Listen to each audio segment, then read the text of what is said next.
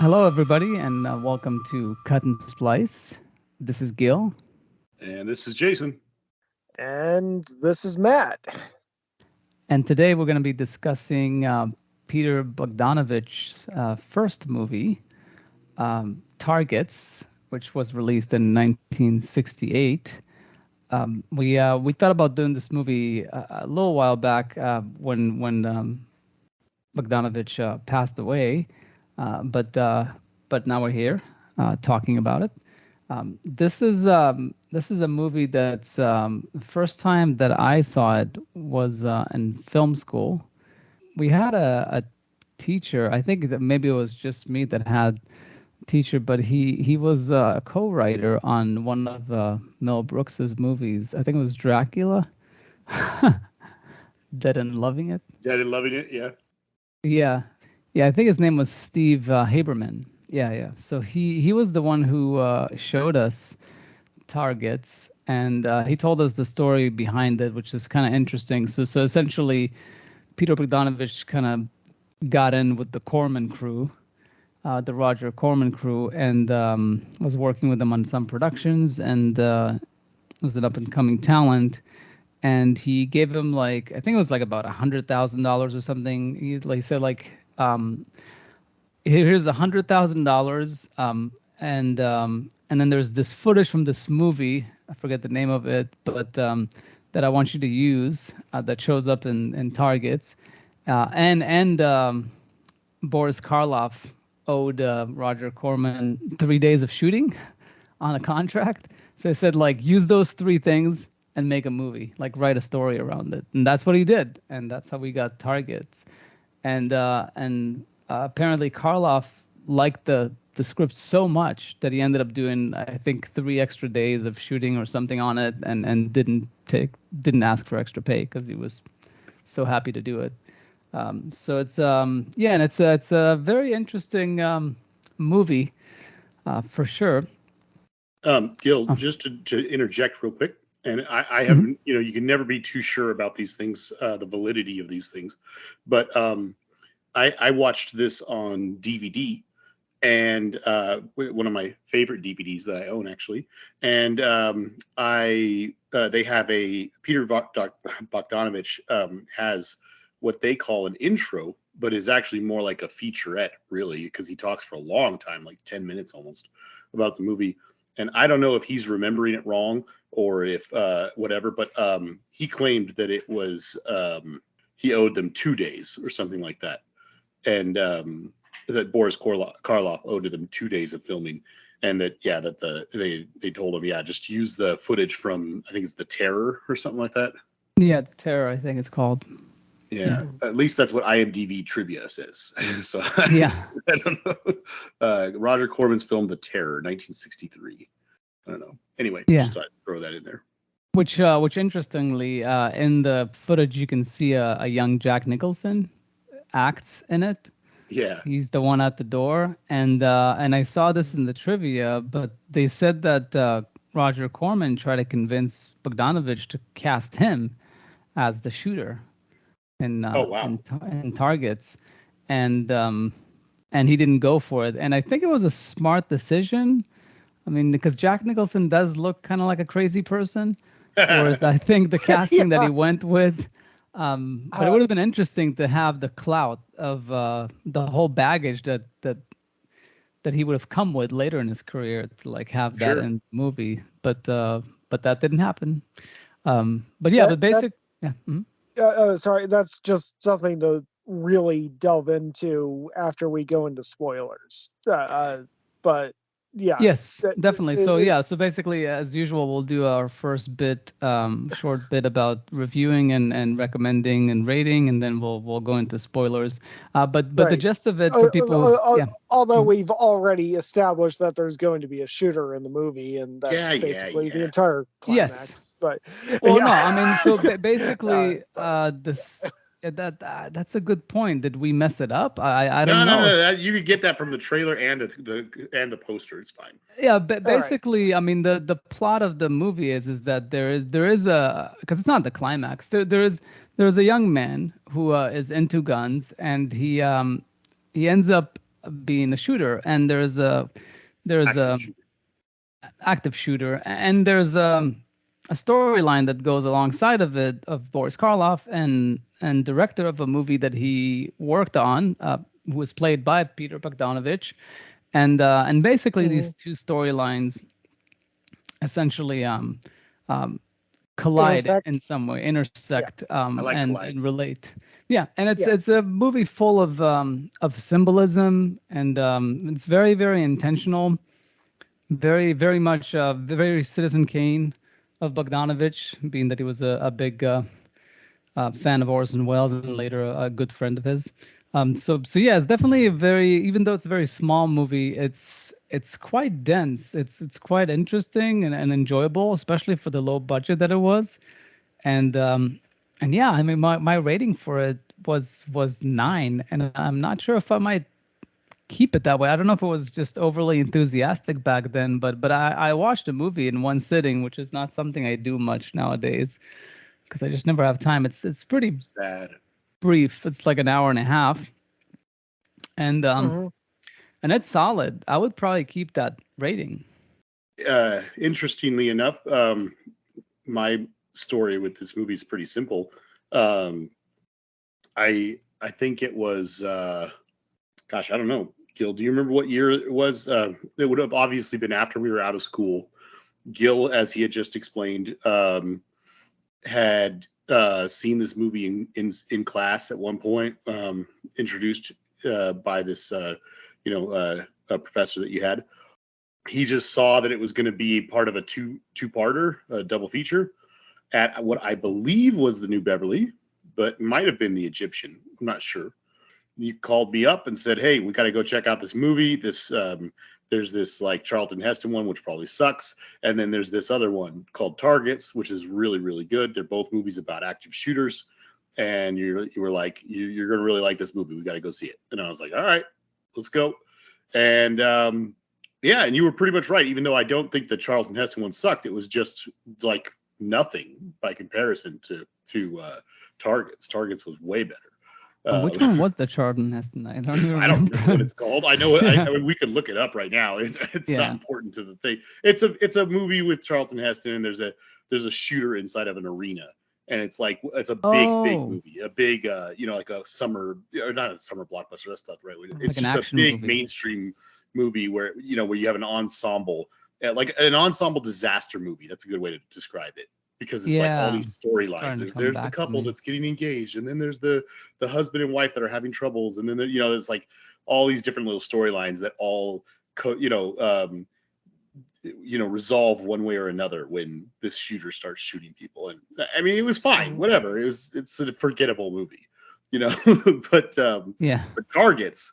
When we watched that, we were like talking about it all the whole way home, and I was like, wow, I'm so glad you introduced me to this movie. And now, of course, years later, I found out that it's one of the hardest movies to find on DVD, and I found it in a used. Oh no, I did not find it in any of the used DVD stores that I frequent, but I did manage to just find a copy on eBay of all places for only like $20, and I was really happy to have found that because it's pretty difficult to get your hands on an authentic copy of it.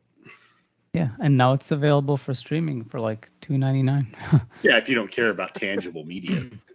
Yeah, which I don't, but that's. I know.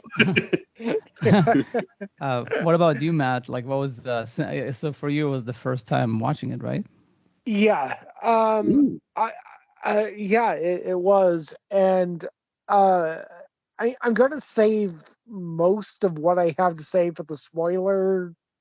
section because honestly, about 15 minutes in, I was just like, okay, this is totally this thing.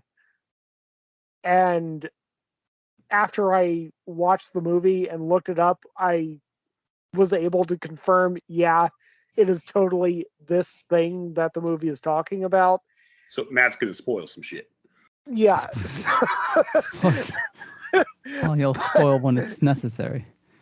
But anybody listening, uh, the cinematographer on the movie was Laszlo Kovacs. And I met Laszlo Kovacs like 6 months before he died. And he was a great guy. And I love his work. And I loved his work on another movie that Bogdanovich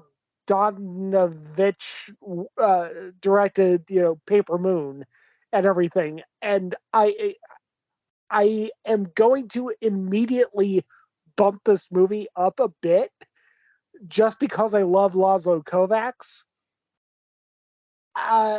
So I'm just going to agree with Gil. It's probably a 9 for me. Wow. I mean, it's not that I have a massive boner for this movie. It's just that, okay, yeah, I do. It's just really good, And there's definitely a lot to admire about it, like from all the right? components for sure. Yeah. Yeah, From uh, the camera work to the direction to the ingenuity of like the production to make things happen yeah. to Yeah, I was going to talk about that too. I might have bumped it up like a half star just because it's Laszlo Kovacs. I love Laszlo Kovacs, and I wish that he were still with us. And I mean, I met him on the same day that I met Vilmos Zsigmond, and they're both brilliant people. And yeah, fuck, that guy did some brilliant stuff with this movie. So, Well, before we do any of the other stuff, yeah, did you guys?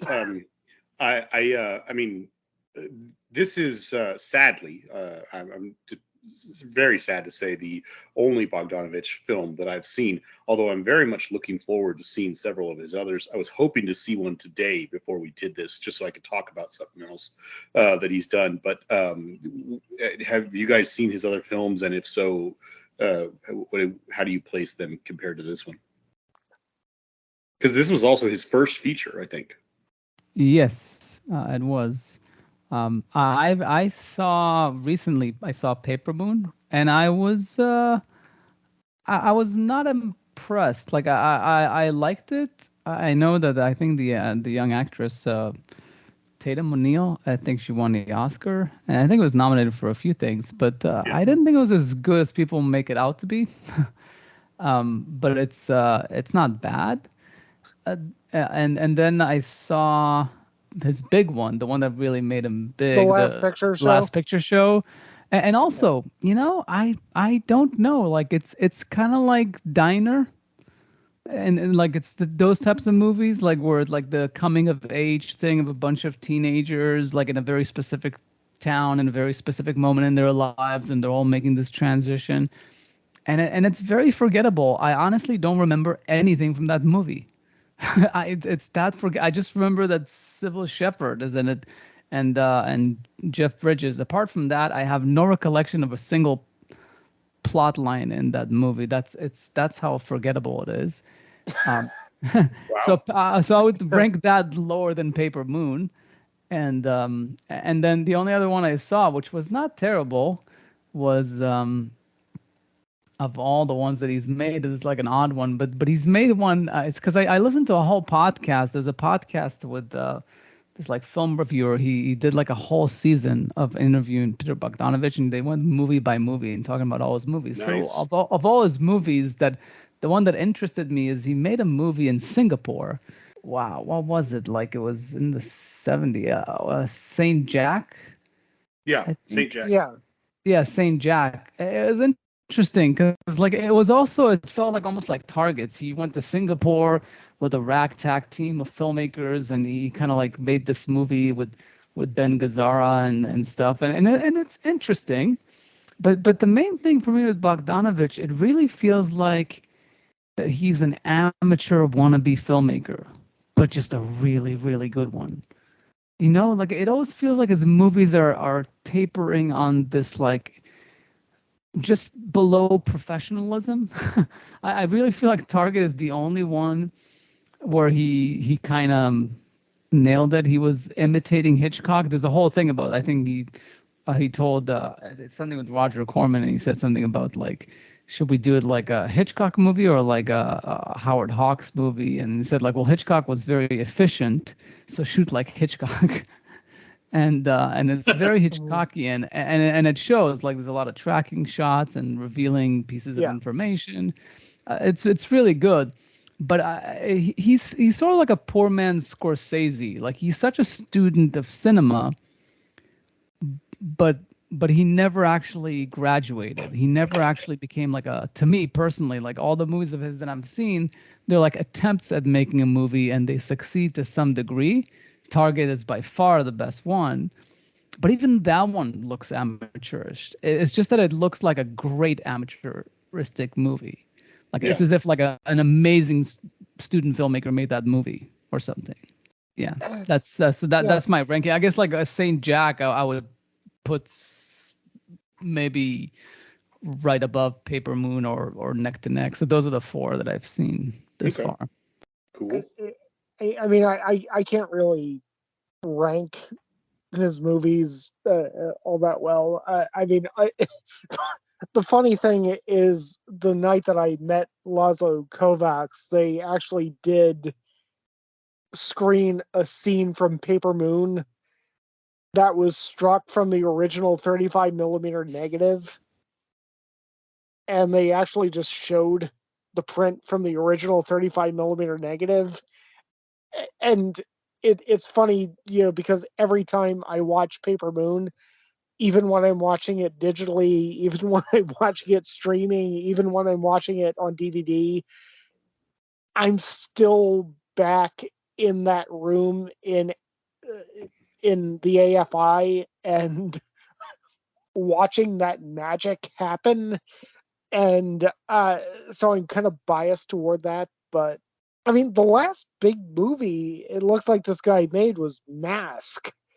Yeah. And uh, honestly, I haven't seen it. So, I you didn't see know, that one either. My a friend of mine uh, said that his career is very heavily front loaded.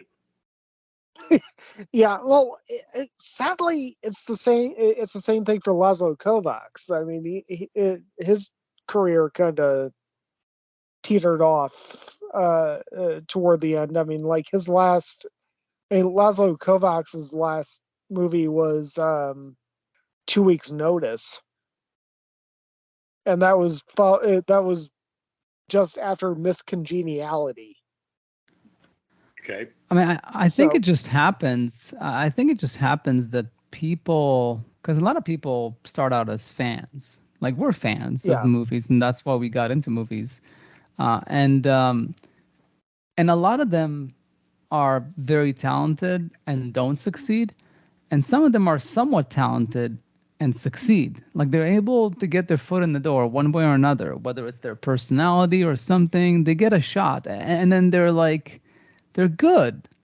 They're not great, but they're good, but they're not bad. They have good intentions. They're very thoughtful. They're movie lovers. But you just see that it's not there. It's not there completely. It's all very honest and a good attempt, but so eventually you just run out of steam unless you have very good scripts coming at you and you work with very good people that elevate your work. hmm You can't run on that. You'll run out of creative gas very quickly. It's not yeah, like Paul Thomas Anderson or Tarantino that everything is like a slam dunk because they just have like a once in a generation talent. Yeah. yeah.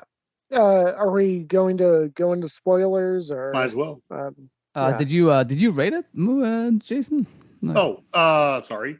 Um, I I would have probably said an 8 or a 9 if you'd asked me last week. I was just trying to like remember from the one time I saw it in theaters with you. Um, and today I was trying to decide what I thought about it, and obviously we can go into more of that later. Um, and there was a number of things I found a little disappointing when I rewatched it this time. But I don't really think it's fair to really say that any of them were really anything that damaged the movie in any way. Like it brought it down that much. So yeah, I mean, I pretty much, it's a strange kind of horror movie, if you want to call it that. And that's kind of my favorite kind of horror movie, are the ones that are so different than all the others. And I don't know, it's definitely one of like in that regard, it's like one of the best I've ever seen. So yeah, I don't know, it's like probably 8.5 or 9. It's pretty great. Yeah, I guess it's sort of like a Midsommar in a way, that movie that came out recently. I didn't see it. You didn't see it, but it's basically it's the second Ari Aster movie that was essentially a classic horror movie in broad daylight. He basically took the generic plot of horror like movies, including the person that walks away and then never comes back. Like all the tropes are there. It's just that it's built around a Scandinavian cult in broad daylight with white clothing. It's the complete opposite of what every horror movie is, which is dark black, Yeah. in the shadows. And anyway, so yeah, and same thing with The Shining. The Shining was another horror movie that was basically almost flat lit most of the movie. Because like the scary part is human psychology, not the lighting or the ghosts. It's the alcoholic dad that's the problem. Yeah. Yeah, I think that was always the fundamental intrigue, and the fundamental payoff of the movie was that there is this character who represents the real evil that we actually experience in real life. And eventually there is this connection at the end of this person who has represented what we view as evil, what we can see at the skin deep level as evil, and those two characters colliding. That like there is, in so many ways, it is easy for us to look at Nosferatu and see, okay, that is someone, a being that I do not want to be around. It's easy for us to process that while also experiencing a certain level of fear, which is in a way comfortable. Like we are afraid of that, but we're comfortable fearing that. We know that we can get away from that very easily. Whereas the shooter in the movie, like, he's somebody who flies under the radar. He's the guy that throws $5 on the counter at your local convenience store and just buys a Red Bull, and you don't think about it. He's nobody. And then he's not Jack Nicholson. right, and actually, that's a good segue. Jack Nicholson would have been too imposing a presence, I think, for that role. I think that if Jack Nicholson was being Jack Nicholson and he was playing the shooter, we would be looking at this role and thinking, oh, wow, that crazy-eyed guy turned out to be a crazy shooter. Who would have thunk it? No.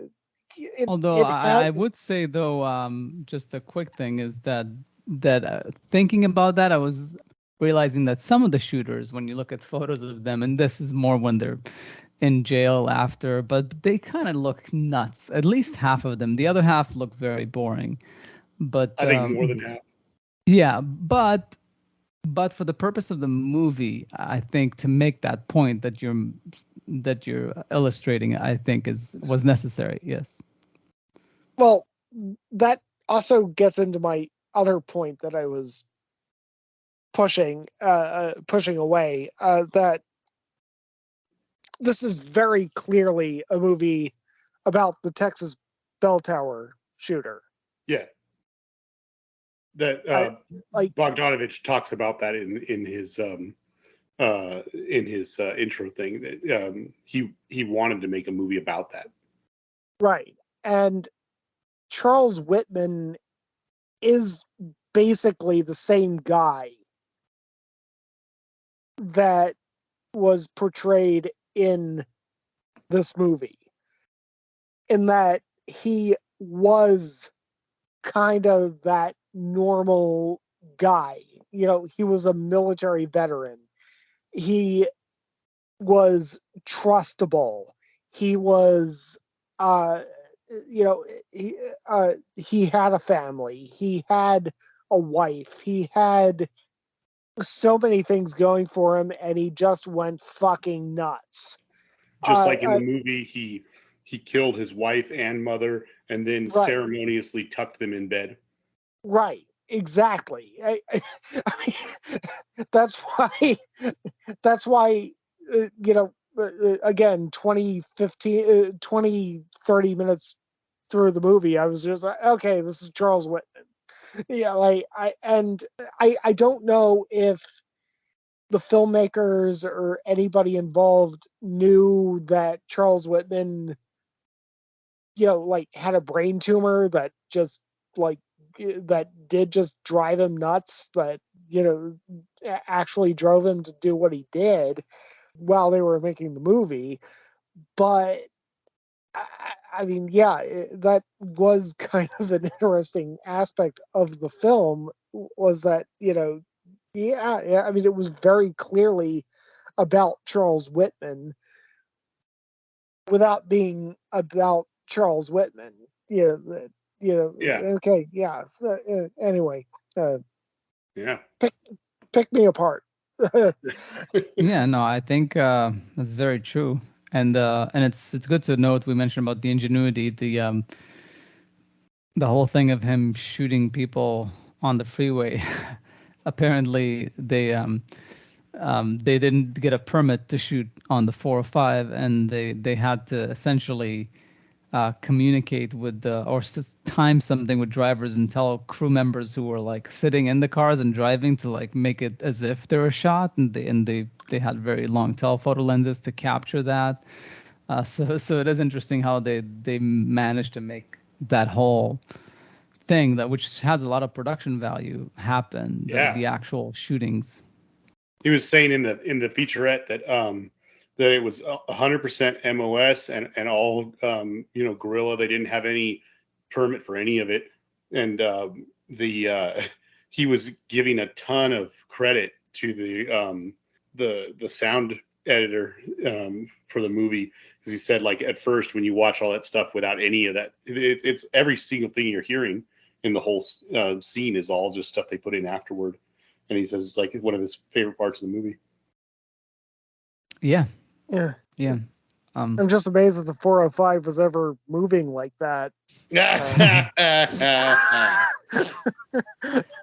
True. Yeah, and I guess Very that true. leads into the second thing, the other component of what the movie is trying to say, is that the role of the symbolism of the car in the movie, as also some sort of force of evil.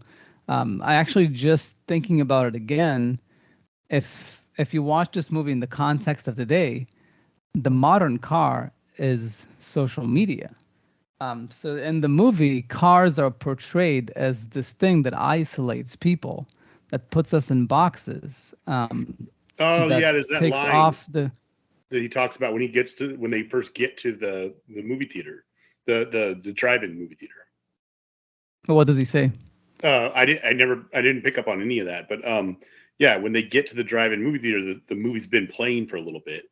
It's already well underway, and they say, "Oh, you don't have to stop the movie." He says, "We're just gonna go watch it until you're ready for me to go up on and do the presentation, whatever." So they pull up with his limo, and him and Jenny are watching the movie, and he kind of looks to his left and looks at all the cars, and he looks at her, and there's a point where he very poignantly says, "Boy, it's really different when you can't hear their reactions." Yes, that's definitely one line that's very specifically pushing for that, to continue that symbolism. And there's also when they're driving when they're driving through the neighborhood, through Ventura Boulevard or whatever, to get to the wherever the theater is. Um, Sita? the Reseda, yeah, whatever. But in any case, they keep driving past car dealerships, and he laments how the neighborhood has changed and now it's all car dealerships and it's disgusting. And it's sort of like how when TV came out, people felt like it was the enemy or something. So when cars were taking over LA at that time, because it started in the 50s where it was a boom of freeways and everything. In the 60s, it really just exploded. Like, every family had two vehicles or something all of a sudden.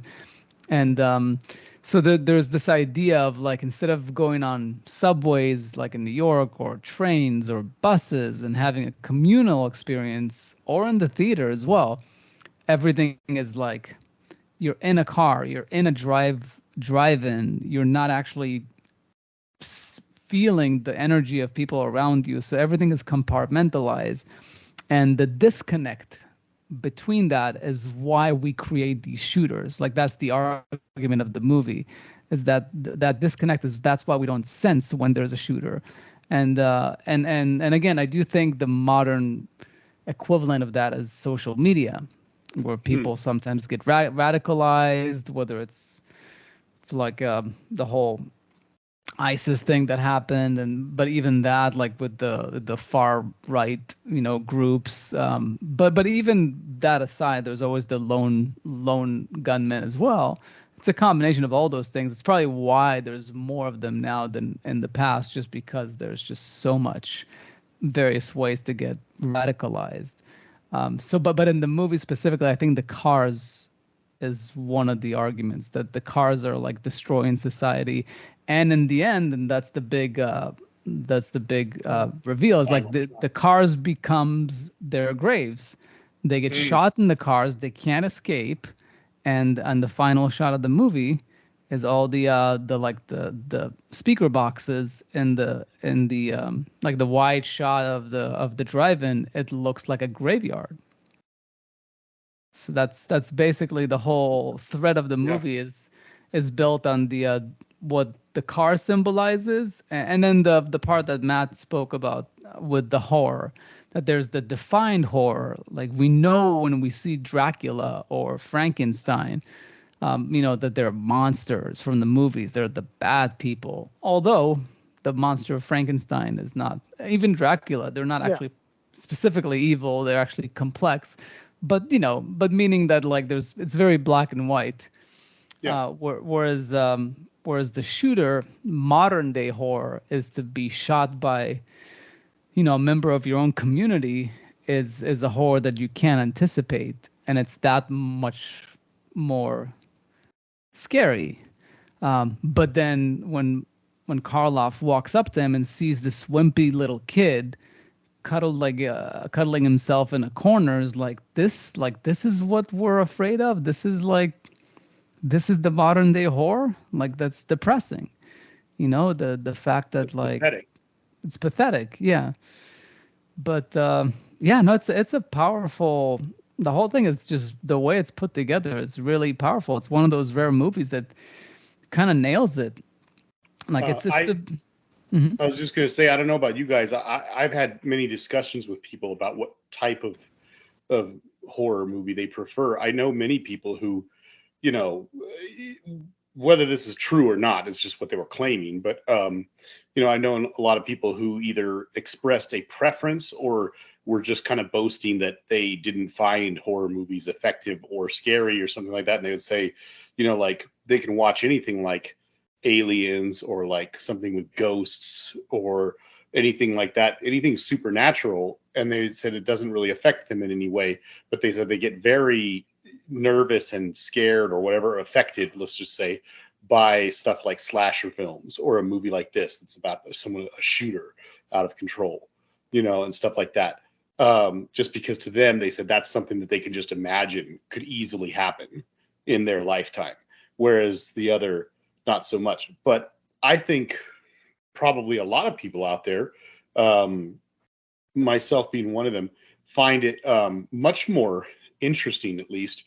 I would not to make it too simplified, but I would I would side with Boris Karloff in this one. I prefer movies about more fantastical things if they're going to try to make a intriguing horror film kind of thing. I like when there's some sort of element of something a little more supernatural involved, but I think it's really, when it comes down to it, even though the movie is making a really interesting point, it does at least speak to a very simple question of just preference of like what you kind of what works for you. Honestly, I went into this knowing that at least certain outlets had given it like a horror label as a genre. Yeah. And I came out of this thinking, where the fuck is this a horror movie? I It's mean, definitely more of a serial killer movie than no, a horror movie for sure. I mean, it's just I don't see how that label actually fits. It's Well, just that's more of a discussion of right. genre and stuff like that at that point. And IMDb, by the way, has it Like, as crime, drama, thriller. It doesn't have it as horror. yeah, I know. Some other outlets have. I think Because of the Boris Karloff connection, that's what it was, a modern day horror. Yeah. But again, the modern day horror is a serial killer movie. I'm sure there's plenty of people who would consider the helplessness of all the people in the drive-in during the final sequence of this movie to be really scary, especially at the time when they didn't have a lot of stuff that we, the last, let's just say, 50 years of movies and stuff, but to go off of. But yeah, there's definitely some blood there in the. Well, I mean, that one of, not to get sidetracked from what we were just talking about, but one of the things I was going to say disappointed me about the movie is that while I definitely don't want it to be gory or exploitative or anything like that, I mean, this is a violent movie, and it's about a guy with a rifle, a 30-06 that he's like shooting into a crowd of people. I mean, I really think there should have been more blood. I mean, I don't want puddles or anything, but like a Tarantino level. Yeah, nothing like that. But like, there's a moment where there's like a terrified child sitting in the front seat of a sedan, and the camera slowly pans to the and it reveals that his father in the driver's seat, his head is just kind of cocked backwards, and he's just lifeless and still. And there's like a little fingerprint of blood on his neck. If that's an entry wound, there should be blood all over that seat. I mean, it's a pretty big bullet. Yeah, although that is some of the most horrific stuff in the movie is when you see that kids are essentially damaged for life in that moment, essentially. Yeah. If they're seeing their parents like die in front of them. I also think Jenny gets shot. She gets wounded. She gets winged in the shoulder or something. Mm-hmm. I was a little weirded out that she didn't scream. She didn't make any sound at all. And so I kind of like, that was one of the things that frustrated me, because I was like, well, I guess I can make up the excuse for it and say that she kind of just went into shock or something. But I think if we're expected to believe that, we should have gotten like a close-up of her face so that it showed that it was intentionally that she, got shot and didn't make a sound and was just like, shell shocked, just kind of sitting there or whatever. But instead, we're just kind of left to like, okay, that happened. Yeah. No, it's definitely is an interesting mix of elements in this movie. And not to get too much into the gun debate, especially because Matt is very gung ho about his guns lately.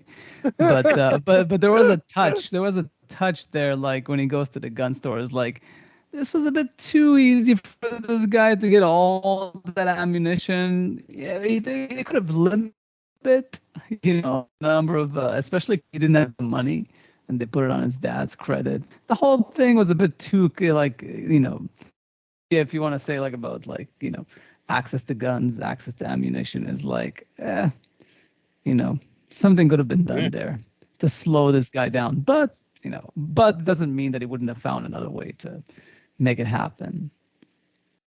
Yeah. The Ah, I don't know if oh, go ahead, Matt. no, you go ahead.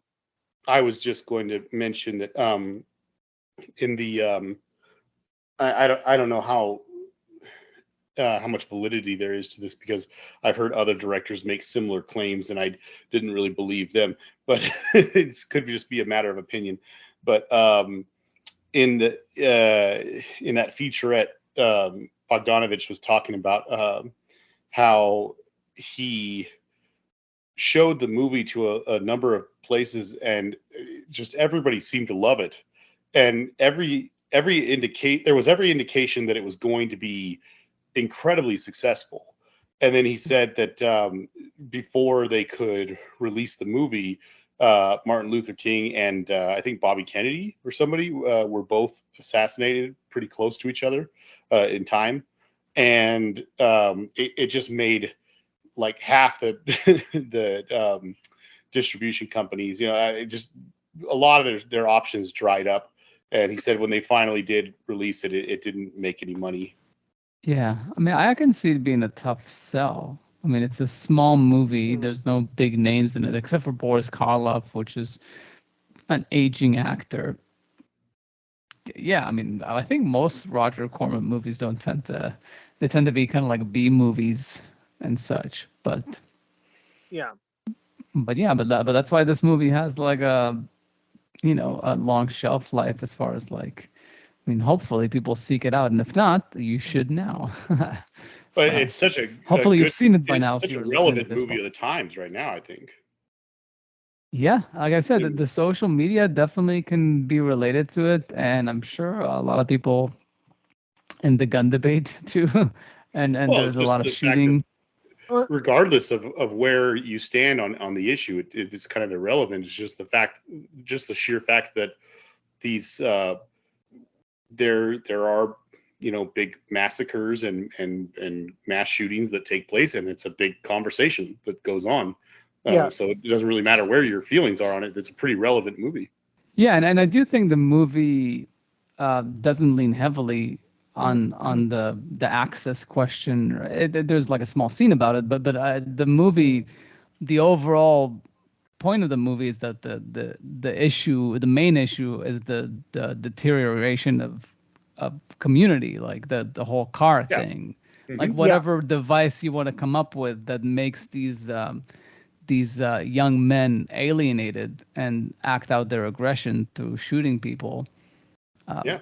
It's that's the thing really to solve more than anything. And I don't know if it's possible. It seems like it might always be an issue, specifically in this society, more so than most countries, that it's an issue. It's tough to explain it, but I guess this movie tries. In other words, it's for anyone who's never seen it, the movie doesn't get bogged down in any politics or anything.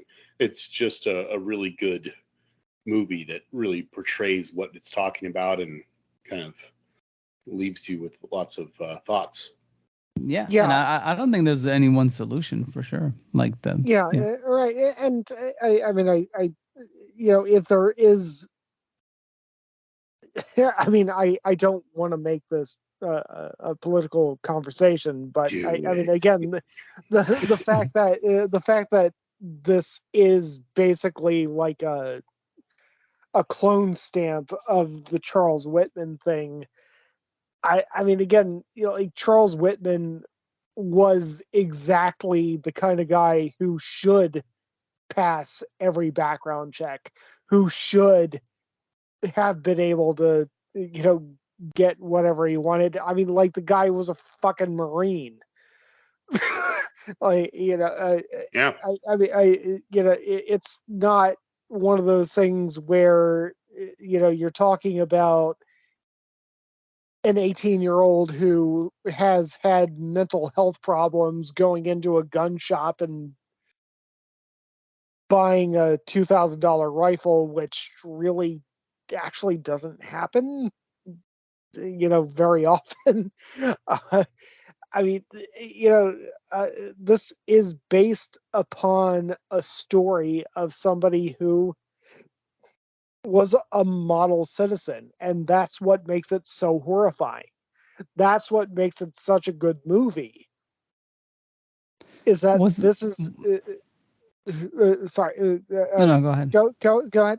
No, Oh no, no. I think Mostly was gonna clarify. Wasn't Charles Whitman? Wasn't he? Didn't have the whole like tumor thing like that was discovered later, or was that a different shooter? no, yeah. It was Charles Whitman who had a brain tumor. Yeah. That was discovered after he. It's actually funny. He was stationed at uh, Camp Lejeune, which even to this day they're filing lawsuits against them because of water contamination that was causing tumors. Damn. So yeah, so uh, yeah, I mean he is a perfect example of somebody that like we just could never, through any red flag law, through any background check or anything like that, stop this guy from getting a gun because, well, he was like he was an upstanding citizen until he got a brain tumor that might have been caused by the government and went nuts and killed a bunch of people. So, yeah.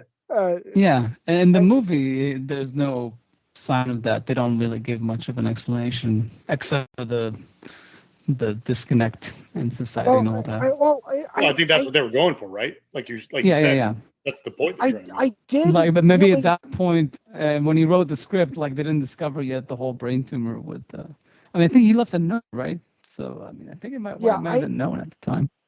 I did really like that scene where Bobby in the movie, right, the shooter in the movie, Bobby was talking to his wife the night before he went on his Yeah, rampage, and was just saying, I feel like I need to talk to you, yeah. and just saying I'm having these thoughts.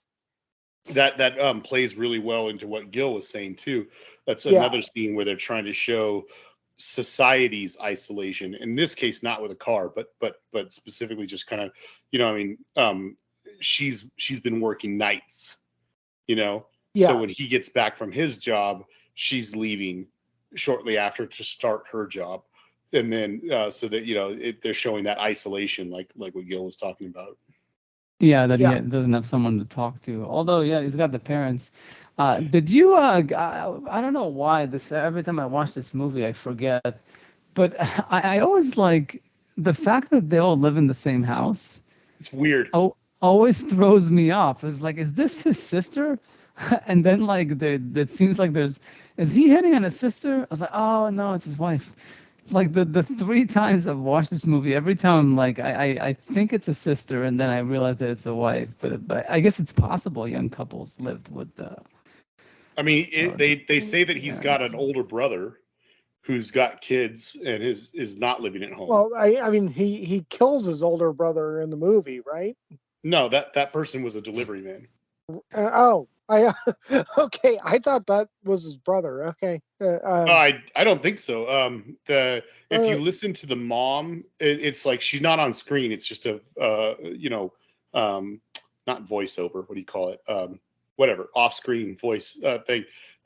She When he's typing the thing or whatever, I think she yells something to the wife character, and she says, "Oh, that such and such just arrived," or something like that. Whatever. oh, okay. There is that moment with the wife where he tells her like to call in sick or something, like to call that she can't make it or something because he wants to spend time with her, and then she said that Yeah. she can't do it, and that's another thing where like there's that disconnect. But I guess at the time there wasn't that whole thing about shooters being incels and all that, that Mhm. like they tend to be loners, because to me the profile of this guy just doesn't seem very likely. The Yeah, being a part of a wholesome family is fine, that could still be a shooter, but it's surprising that he would have a wife. But I guess if they live at home with the parents, maybe he feels stuck, maybe he feels like inadequate as a husband, that he hasn't been able to provide. Like, I'm trying to rationalize like what's the idea of the setup there, because like to me it would have made more sense if he didn't have a wife. Well, I think there's two things to that. One is that he Bogdanovich like openly said he wanted to make a movie about what's his name, Whitman. Oh, and Yeah. he had a wife. Yeah. Yeah, Yeah. Charles and Whitman. Whitman Yeah. shot and killed his wife and his mother the morning before he did the bell tower shooting or whatever it was. Yeah, there's definitely something shocking about the fact that it's one thing to kill strangers. That's why he had a Yeah. tumor. Like he wasn't thinking rationally. He just like went on a rampage. Like to kill strangers, fine. Like you're trying to like just empower yourself in some sort of twisted way. But to kill your parents and your wife, yeah, that's crazy. I mean, people don't get along with their wives and their parents, but still, I just it feels like weird. Oh, sorry, that was the other part I was going to mention. I was trying to remember where my brain was going with that. Aside from the fact that he's trying to openly make like a, what would you call it? Not an homage, but he's trying to make a story about Whitman, and that was I think a very specific point he wanted to cover, was that he killed the mother and the wife before he went on the rampage, or I should say at the start of the rampage maybe, and then ceremoniously tucked them in bed and all that weird stuff. I mean, I don't know for sure, but my thought was when I was watching is that I think that him having a wife and them showing scenes of him having a very wholesome family is just to kind of underscore the point that they're making. I mean, I don't want to say the terror, but the fact that it's not um some loner guy. They're trying to make it like this could be anybody. It's not that he's sex deprived. It's not that he is attention deprived. It's, well, they are trying to show that isolation thing, but that he seems on the outside to be a completely normal person. But then they're trying to make this point about how in our society itself, with cars and everything else, are slowly isolating us more and more and more, even within our own normal lives. Yeah, no, I totally understand that for sure, and it is more shocking when he kills this Yeah, more family. shocking. Yeah, no, it's Um, Mhm. I was going to say, I think the oneers are really effective. Oh yeah. They seem to be more on the first half of the movie, just to kind of build a lot of tension and stuff. Um, but like you said, I'm sure that's a lot of that Hitchcockian influence, probably. One thing we didn't talk about at all, very little anyway, was that Bogdanovich plays the director. yeah, I mentioned that Yeah. we Yeah, didn't cover it I know too you mentioned far. it. Yeah, I was just gonna say, like, I don't know about you guys, but I like that. So this is the second time I'd ever seen this movie, right? Um, I completely forgot that they open with the scene from one of his other previous movies, and they're like watching, you're watching an existing, um, you know, uh, uh, Boris Karloff film and everything, and then the credits roll, and it's a viewing room, like for dailies, basically. Mhm. And of course, they start with the what is it? It's not a producer, but like a studio head or somebody just like trashing the movie, basically. And like that's when um, Boris Karloff's character, whatever his name is, when he says he's going to quit, and everybody freaks out and whatever. I remember when I was watching this time, I was like, wow, I forgot that they had that opening like that in this movie. I remembered that Karloff is playing a version of himself where he's this iconic horror actor who's like way past his prime, and his movies aren't making a lot of money anymore, and so on and so forth. But I forgot the way that they kind of did all that, and it's like I just thought it's interesting that like here's the director is in the movie or in the room with him when he says this, and it's a director he's worked with a bunch of times. And I thought, well, if anybody's going to be trying to get him to stay and not leave, it would be the director, right? I'm surprised that he like left the room and whatever. But then, sure enough, he follows him outside and he's trying to plead with him not to go and all this stuff. And I'd kind of forgotten that halfway through this movie, he's going to show up in that hotel room and they're going to get drunk together. And I don't know about you guys. I think that's like some of the most fun in the whole movie is watching. I think they have this like great little chemistry as the director and actor that they've collaborated with so many times. And they have this great like back and forth with each other. I'm not sure if they've collaborated too many times, but I think he's like the up and coming. He's basically, it's all meta because he's the up and coming talent like he was when he made this movie. Yeah, well, he says, doesn't he say, he said he has a line. He says something like they haven't collaborated too much. They've done like 2 movies or something, but he says he says something like that. I guess those weren't movies that he cared about. The director. He's like, I wrote this garbage that you did this movie and this movie, and now that I finally have a great script, you're retired.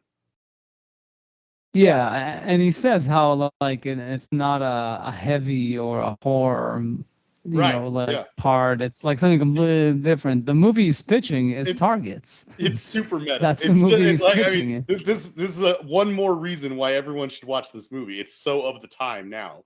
It's really fun. Like I mean, it's just brilliant. Like it's one of those to me. That's why I keep using the Citizen Kane thing on many episodes because it is the Citizen Kane of movies. But it's like when you have like a first movie that's just so inventive and so clever and so sophisticated and also has so much going for it, like as far as substance and themes, and it all kind of gets weaved together really well. It's tremendous. It's easily his best movie. It's amazing to me that like it doesn't get as much attention as it should. It's criminal. I mean, if he's to be believed, if his interpretation of events, I should say, not to imply that he's lying or anything, but like he said, it's he felt like it was on the road to be a very successful release, but then Martin Luther King and Kennedy both got shot. Yeah, but I mean, like after like Last Picture Show came out and Paper Moon, like people should have been rediscovering this movie. I agree. And it should have had a second life in classic Hollywood movies of the late '60s. And it doesn't. Well, wouldn't it have been a lot harder back then because of the lack of home video and stuff? Yeah, although that was coming up, like I think like late '70s or something. But in any case, it's early '80s. I don't know. I mean, I guess it was the '80s. My impression is that we were privileged with VHSs by being born in the 80s.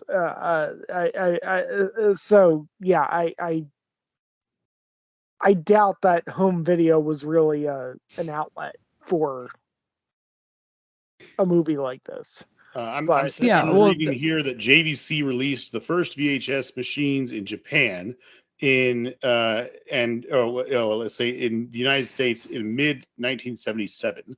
So I would think it would probably be in full swing by about 1980. Early 80s. So.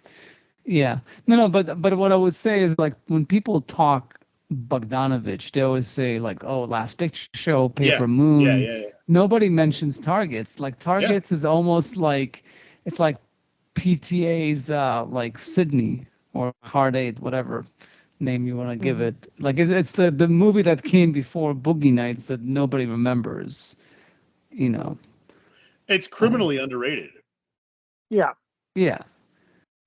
It's way better than Hard Eight. It's Haven't seen it. it's his Boogie Nights. I mean, a lot of people consider Boogie Nights to be like PTA's best movie. I don't, but it's like that good. It's my Boogie Nights is my second favorite of his films. It's very, very good. It's definitely his. I mean, well, There Will Be Blood is his Citizen Kane, but like before he had There Will Be Blood, then yeah, definitely his Citizen Kane was Boogie Nights, like the movie where he just crammed everything into and kind Yeah. of made his mark. Yeah, I think one last thing I would say, maybe I can work that in there as an ending, is when they're in the hotel, they're watching a Howard Hawks movie where he Oh yeah, directed Boris yeah. Karloff. Yeah. And yeah, and then that was like another like moment of like Peter Bogdanovich kind of showing his fandom Yeah. and stuff. Yeah, so I think all I those like that touches. scene because I like it's I don't know, to me it rings so true of a jaded actor, even a great actor, but still like a jaded actor and a director who, by nature is a great appreciator of film and he's drunk too, which helps the scene even more because he's sitting at the table, they're watching the Howard Hawks film, and he sits down close to it, and Karloff is trying to say something of meaning to him, and he just keeps going like, no, no. I want to see this part. Look how great you are. He's trying to praise him, and he's just kind of like trying to brush it off, like, yeah, okay, whatever. He's like, no. This scene, so good. Oh, so good.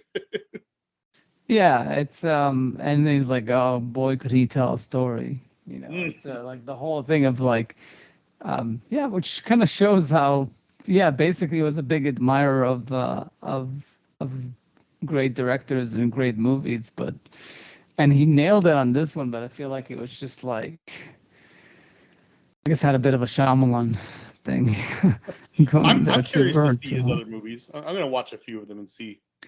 Yeah, there's a few of them that I'm curious about seeing. There's the one, I think They All Laughed, something called. I'm not sure. And there's What's Up, Doc. He's got like movies where like he was basically doing like specific styles. Like he was trying to, like, I think What's Up, Doc was supposed to be kind of like a screwball comedy. Um, and uh, and They All Laughed was like an ensemble piece.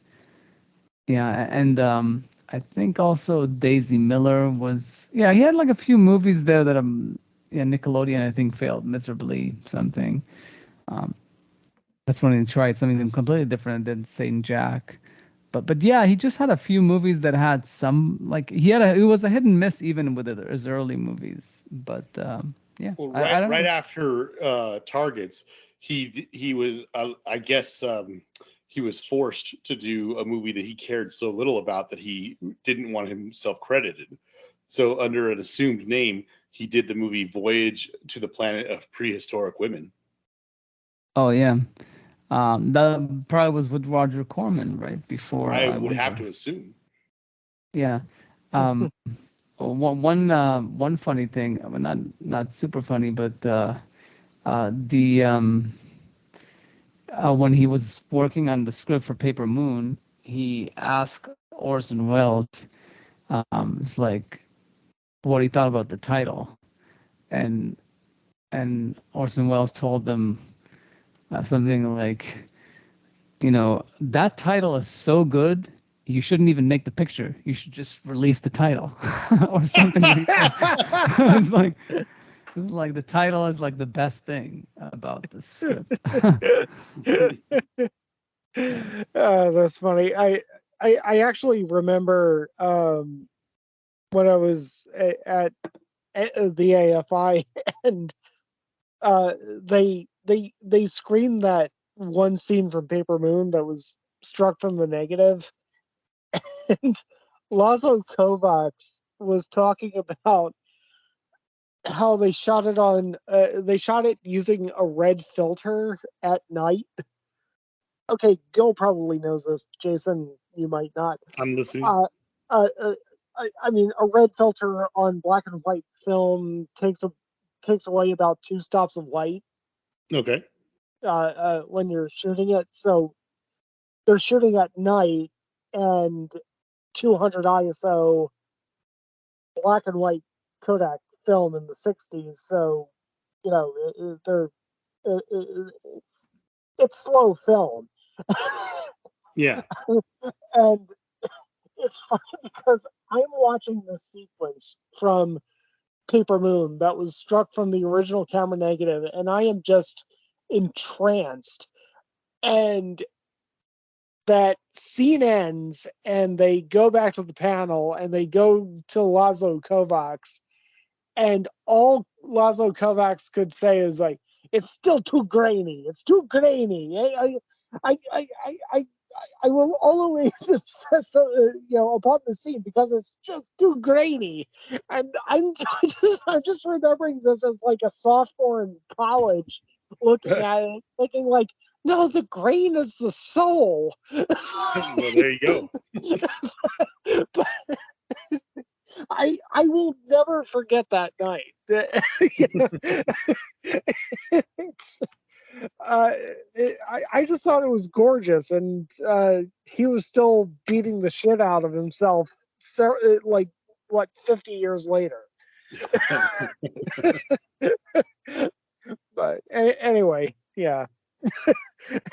Yeah, I guess one last thing I'll say about Bogdanovich, since he did pass away, is apparently I never saw The Sopranos, but he had like a kind of like a second life there, where he had a Yeah. recurring role in that show, Yeah. and he basically more than anything just was just doing a lot of like little acting roles here and there.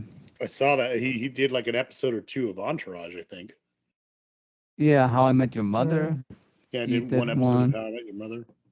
Yeah, he's basically always been around. He had like a very interesting history too, like the yeah, when he like his wife was like as the production designer, I think, or something on his first few movies. Then they got divorced and shifted away from her, and it was like it's all very interesting stuff. Like he burned too hot, was too fancy of or enjoyed too much of the fame and everything, and he had the affair with Sybil Shepherd and stuff. And I think he ended up his life like living in the valley in some condo with I think his I don't know if it was like I think it was the sister of one of his wives or something. It's just interesting lives that these people lead, like where you can be on top of the world and like winning Oscars. And yeah, it's just such a weird Hollywood is such a weird animal.